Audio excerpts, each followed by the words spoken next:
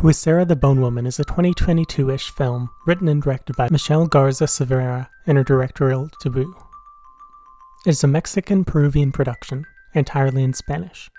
It's set in Mexico City and follows Valeria, a young woman who becomes pregnant, but begins to experience some strange supernatural events.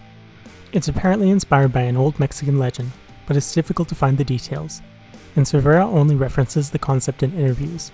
It's likely more of an oral tale.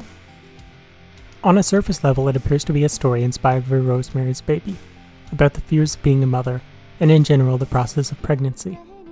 There are definite aspects to that, but is more broadly about identity, and the way society pressures people towards predetermined goals.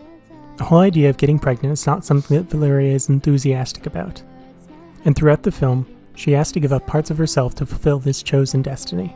There's a big emphasis on familial pressure and the idea of what her life should look like. Getting into spoilers, it's a queer film, and largely about Valeria trying to come to terms with what her sexuality is.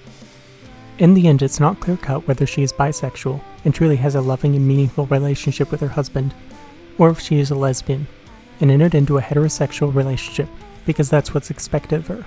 There are further hints that her aunt is gay, as she seems to display an understanding of what Valeria is going through, and has a scene displaying particular physical closeness with another woman. Like much of the film, however, nothing is outright stated, and it's up to the viewer to interpret. Valeria is ultimately a very flawed character.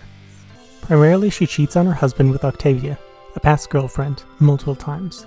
This is despite the fact that her husband has been shown to be perfectly pleasant. He is understanding, supports her, and in general does nothing wrong, at least for the first half of the film. Later he becomes more ignorant of her needs, and in general seems to view her as a problem, or obstacle to his child, rather than a partner. This is all after she cheated on him, however, so his distance is understandable. It seems like the goal of all of this is to show that sometimes a person can do everything right, but still be wrong for them. Valeria didn't want a husband, and they simply weren't right for each other. The human drama component makes up the majority of the film because it falls into the subgenre known as elevated horror. The term is somewhat controversial, but ignoring the other meanings of elevated, it works well as a category. Slow burn films that put theme and metaphor above shock and gore.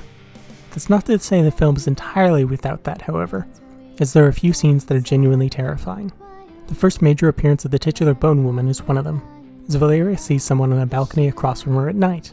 She waves, and then the other person contorts and throws themselves off the balcony, crashing against the ground. The creature was seen previously, but it was a brief shot that was interrupted by Octavia. The most chilling scene, however, features a classic knock at the door. Valeria goes to investigate, but no one's there. She peeks out, even goes down the stairs, but again, nothing. Then boom, the monster slithers past her, dragging its broken legs. This isn't accompanied by a shocking music cue or a jump scare. It lets the visuals do the work, which makes it more powerful. The Bone Woman is faceless, but despite this, she seems to be a reflection of Valeria, wearing similar clothes and with a similar build. It's effectively a manifestation of her repression, as well as the fear of losing herself. This is shown most explicitly in the final act, when she has to confront the supernatural being directly.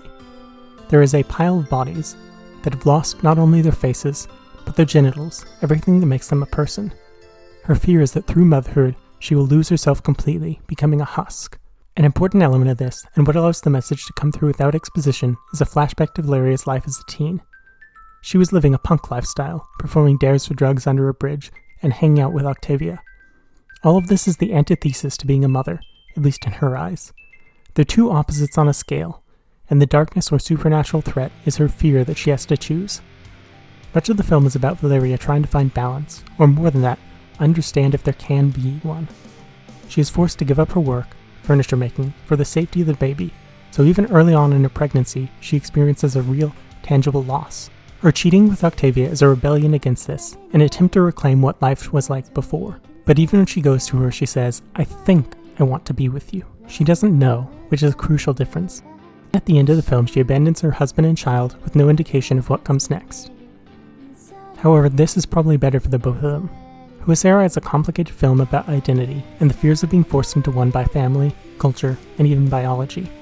Its themes are universal, but it uses its Mexican setting well, exploring the specificity of the culture while still granting room for larger ideas. It's slow going, and some may find Valeria unlikable, and the film difficult to sit through due to that, but the pros certainly outweigh the cons, making this a solid ghost story. I hope you've enjoyed this review. If you'd like to see more, subscribe. Be well.